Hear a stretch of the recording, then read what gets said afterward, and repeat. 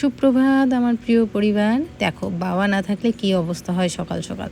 বাবা গেছে হাটে বাজারে, আর এই দিকে দেখো আমি বাসন মাজতে এসেছি, এদিকে মিথিলও চলে আসছে। আসলে কলের পাড়ে একদম সোজা চলে এসে আমার পিছনে দাঁড়িয়ে আছে। মর্নিং বন্ধুরা, সবাইকে অনেক অনেক স্বাগত মিথিমাস তানিশ লাইফস্টাইলে। এখন বাজতে চলছে সকাল 8:30। আজকে অনেক লেট হয়ে গেছে ঘুম থেকে উঠতে আমার। কি কি কি জল জল জল জল, ওই যে মুড়ি খাবো, মুড়ি দাঁড়াও 1 সেকেন্ড।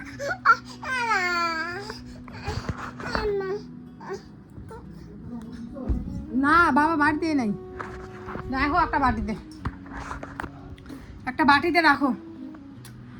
তো এই অনেকক্ষণ হলো উঠার পরে যে জামা কাপড় ভিজিয়ে দিয়ে কিছু বাসন ছিল ওগুলো ধুয়ে দিলাম, ধুয়ে এই যে এখন 2 ছেলেকে খাওয়ালাম, বিছানা পাটি তুললাম, আর এখন আমরা চা খাবো। আর ওদিকে ভাত বসিয়ে দিয়েছি, চা নামিয়ে ওদিকে ভাত বসিয়ে দিয়েছি। আর দেখা যাক কি রান্না করি না করি, তো দেখতে থাকো আজকে ব্লগটা। এই দেখো মিথিল কি দুষ্টু করে, তো খালি দেখতে থাকো তোমরা। যেরকম করে জল ঢুকাবে জলের বাটের,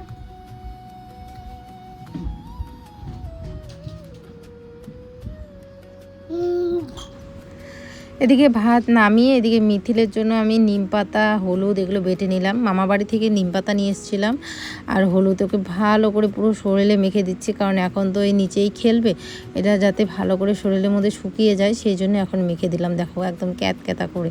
বন্ধুরা এখন বাজতে চলছে দুপুর 12:30। 2 ছেলে এদিকে দেখো ঘুমাচ্ছে সুন্দর করে, ওদের স্নান ধান করে ওর বাবা সকালবেলা খাইয়ে দিয়েছিল, স্নান ধান করে এই যে ঘুমাচ্ছে। আর আমি কাপড় চোপড় ধুয়ে দিয়েছি, আবার বৃষ্টি আসলো যার কারণে কাপড়গুলো মেলে নিই, এই এখনই মেলে দেবো। আর ও গেছে মাছের খরচা আনতে। সকালবেলায় রান্না করেছি বাঁধাকপির ঘন্ট আর হচ্ছে ভাত, তো মাছের খরচা আনতে গেল। ও আনলে পরে এখন দেখি তরকারি কি রান্না করি। যদি মাছ টাছ আনে তাহলে মাছ রান্না করব, আর মানে মাছ আর তার সাথে কিছু একটা করতে হবে। আর যদি এমনি কিছু না আনে, মানে মাছের খরচাটা তো আনবে, ডাল ঠাল তাহলে সোয়াবিনের তরকারি করবো, এই হচ্ছে ভাবলাম আর কি। তো এখন দেখি কখন আসে। আর এই মুহূর্তে একটা ফ্লিপকার্ট থেকে ফোন আসলো, পার্সেল। এখন অনেক কিছু অর্ডার দিয়েছে, এখন কি এসেছে, একটা বেডশিট অর্ডার দিয়েছি, পিলো কভার অর্ডার দিয়েছি, ছেলেদের জামা প্যান্ট, তারপরে ওর জুতা, অনেক কিছু অর্ডার দেওয়া হয়েছে। এখন দেখা যাক কোনটা আসছে। বললো এই মাত্রই আসবে বলে, তো এই জন্য বসে আছি। আসলে পরে তারপরে তারপরে জামা কাপড়গুলো নিয়ে বাড়ির পেছনে যাব, নাহলে এই জামা কাপড়গুলো নিয়ে পেছনে যাব, বাড়ির সামনে এসে পিপি বাজাইতে থাকবে, ছেলেগুলো উঠে যাবে। চলো আসুক, তারপরে দেখি কি আসে, তোমাদের সাথে শেয়ার করবো। এদিকে দেখো ছেলেদের জন্য ওই যে পার্সেলটা, তো তারপরে ওই রিসিপ্ট করলো। আর এখানে এসেছে প্যান্ট, 3টা না 4টা প্যান্ট অর্ডার দিয়েছিলাম, জামা অর্ডার দিয়েছিলাম, তো সব কিছুই আজকেই আসবে। মানে বেডশিট আর পিলো কভার আর জুতো এগুলো আসে না, বাকি এই জামা আর প্যান্টটা আসে আর কি এক এক করে। তো দেখো কি সুন্দর। আর আমি না সত্যি কথা বলো, অনেকেই বলে যে অনলাইনে জিনিস অর্ডার দিলে নাকি খারাপ আসে, মানে কোয়ালিটি ভালো হয় না, কিন্তু আমি যতগুলো অর্ডার দিয়েছি আমার বেশ ভালো লেগেছে। কাপড়গুলো এত সফট কি বলবো, খুব পছন্দ হয়েছে আর কি। আর যেরকম কালার দেখেছি সেম কালার ডিজাইন সব একদম বেশ ভালো লেগেছে। তো দেখো কালারগুলো কি সুন্দর সুন্দর এসেছে, লাল, হলুদ, কালো, আর একটা জানি কী কালার। ওর বাবা একদম মাপ দিয়ে দেখছে যে 2 ছেলের হবে কি হবে না এইভাবে। তো আমি বলছি যে ওদের মাপ দিতে হবে না, ওদের 2জনেরই এক জামা কাপড় কিনলেই হয়ে যায়। মানে এরকম হয় না যে মিথিলেরটা মিথিলেই পরবে শুধু বা মিতাংশী পরবে, তা না, ওদের 2 ভাইয়ের জন্য মানে যদি জামা আনা হয় তাহলে 2জনই পরতে পারে। তো এই দিয়ে দেখো কি সুন্দর সুন্দর হয়েছে না, প্যান্টগুলো বেশ ভালো লাগে। আমরা ছোটোবেলায় এরকম প্যান্ট যদি পেতাম বেশ ভালো লাগতো, কি সুন্দর কিউট প্যান্টগুলো। তো তার সাথে মাসের বাজার এনেছি কি কি তোমাদের সাথে তো শেয়ার করবই। আর প্যান্টগুলো দেখো কি সুন্দর, এগুলো না তুলে রাখবো, এগুলো বাড়িতে পরাবো না, কোথাও গেলে টেলে তখন পরাবো, এগুলো বাড়িতে রাফ ইউজ করবো না আর কি। তো ওর বাবা আবার আরেকটা প্যান্ট নিয়ে মাপ দিতেছে, মানে জামা কাপড় ওর বাবা মানে এমনভাবে দেখবে বাচ্চাদের, মানে বলার মতো না। তো এদিকে দেখো আমি একটুখানি কাটা নিমকি খাচ্ছি, এগুলো বাবা নিয়ে আসছে। তারপরে দেখো আনারস নিয়ে আসছে বাবা, ওই 2টো আনারস নিয়ে আসছে। ওর বাবা নিয়ে আসলো আবার কলা, মানে মিতাংশের বাবা নিয়ে আসছে কলা। তার সাথে হচ্ছে যে সাদা তেল, বলে এই সাদা তেল দিয়ে ভাজা টাজা কিছু করবা আর সর্ষের তেল দিয়ে রান্না করবা। তো তো চলো এখন তোমাদের সাথে মাসের বাজারগুলো শেয়ার করি, কি কি নিয়ে আসা হয়েছে। আর এগুলো দিয়ে যে একদমই মাস চলে যায় আমাদের তা না, মাঝে মাঝে আবার অনেক কিছু আনতেও হয়, যেমন বিস্কুট এগুলো আনতে হয়, তারপরে আরও অনেক কিছু আছে যেগুলো আনতে হয় আবার মাসের বাজার বাদ দিয়েও আর কি। তো এদিকে দেখো একটা সাদা তেল নিয়ে আসছে, তারপরে সাদা তেল, এটা তো দেখালে আমি কয়বার দেখাই এই সাদা তেলটাই আর কি, না ভিডিওটাই 2বার হয়ে গেছে বুঝতে পারছি না।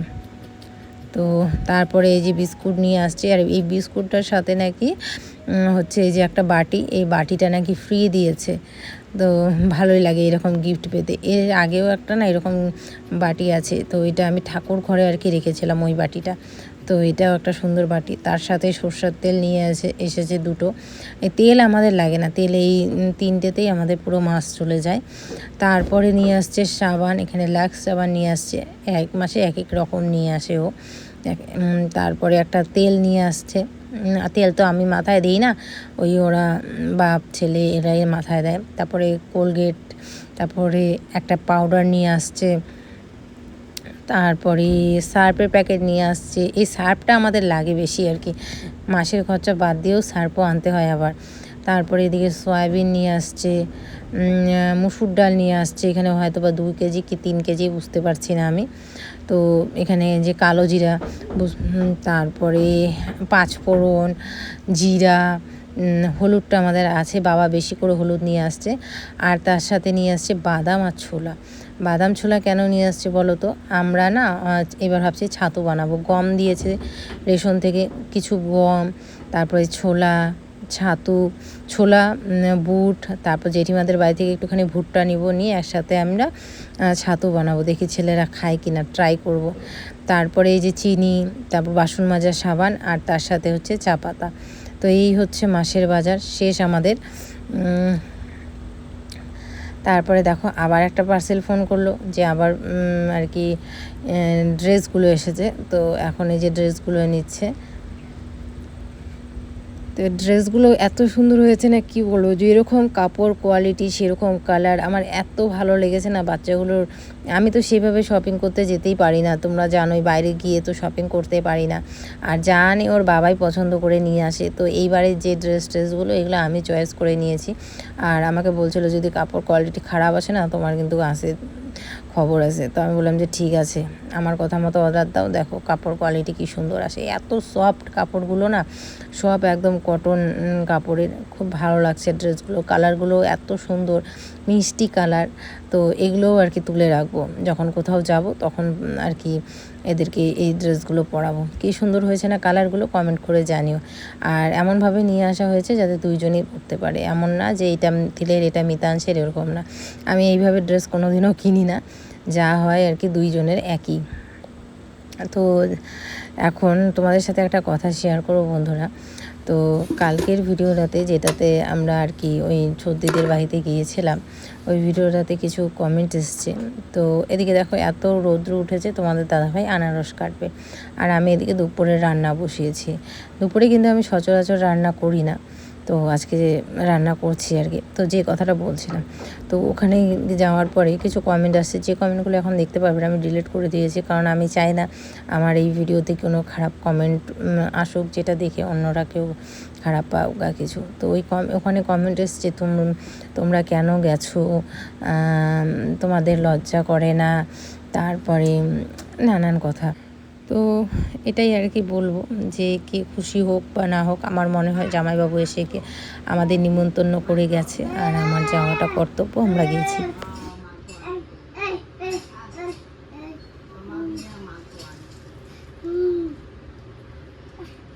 হাড্ডি সারা মাংস, হাড্ডি সারা মাংস।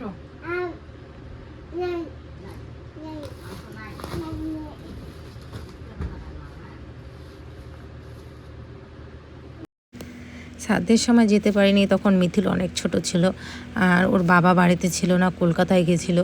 আর আমার সেই সময় খুব কানের ব্যথা ছিল। মানে মানুষ বলে কানের ব্যথা দাঁতের ব্যথা যে কী যন্ত্রণা, আর আমার ওই দিনটা মনে পড়লেই মানে এখনও গা শিউরে উঠে। আর ঠাকুরকে বলি, ঠাকুর আমার কানের ব্যথা যাতে কোনো দিনও না হয়। কানের মধ্যে জল ঢুকে কান পেকে একদম শেষ হয়ে গেছিলো। আমি একাই ডাক্তারের কাছে গেছিলাম। আমি ভরসা করিনি যে কবে তানিশ আসবে তারপর আমাকে ডাক্তারের কাছে নিয়ে যাবে। আমি একাই ছোট ছেলেকে নিয়ে চলে গেছিলাম, বড় ছেলেকে বাড়িতে রেখে।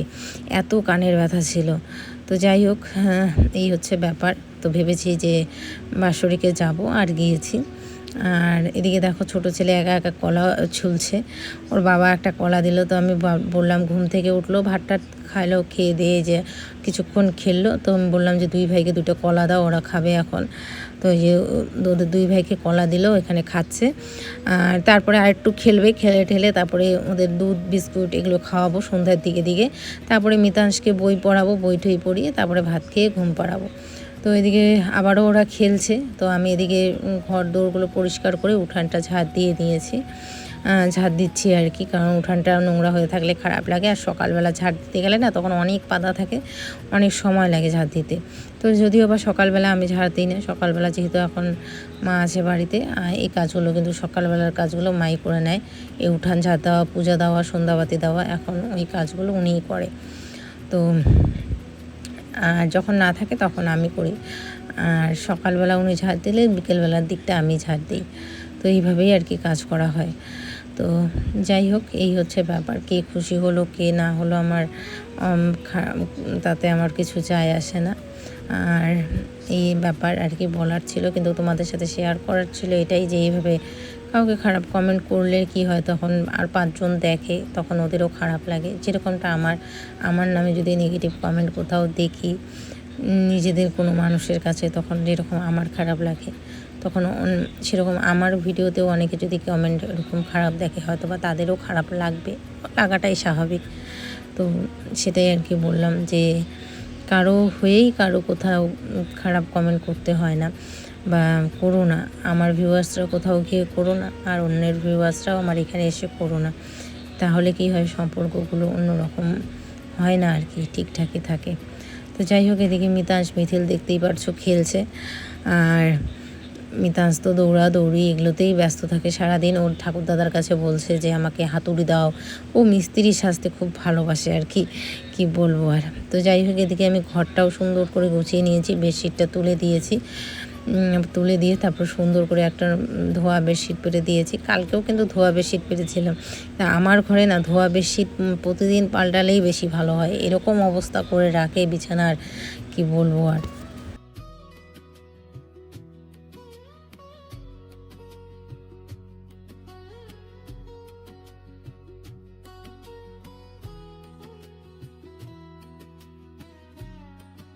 কয়েকটা না নাইটি কিনবো ভাবছি, কয়েকটা বলতে এই 2টো নাইটির মতো কিনবো। আর একটু মানে আমি এই যে লাইট কালারগুলো পরি না, তাড়াতাড়ি নোংরা হয়ে যায়। একটুখানি চটকা কালারে কিনতে হবে, যেরকম একদম টুকটুকি লাল বা টুকটুকি হলুদ, এরকম কালারগুলো। তো তোমাদের দাদাভাইকে বলতে হবে নিয়ে আসতে। তো বাজারে তো কালকে যাবেই, তখন নিয়ে আসতে বলবো আর কি। তো এদিকে দেখো উঠান ঝাড় দিয়েছি, আর মিথিল কী করে, ঝাড়ুর সামনে গিয়ে দাঁড়িয়ে থাকে। যতই ওকে ঠেলে সরে দেই না কেন, সামনে গিয়ে দাঁড়িয়ে থাকবে। একটা ষাঁড় গরু এসেছে বাড়ির সামনে, ওই ষাঁড় গরুকে দেখে ভয় পাচ্ছে ওরা। এখন রাত বাজতে চলছে 9:30। আমি এদিকে বসে এলাম রান্না।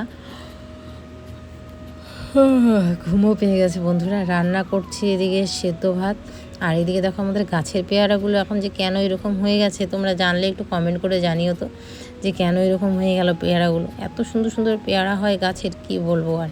আর এবছরই পেয়ারাগুলো কীরকম জানি দাগ দাগ হয়ে গেছে।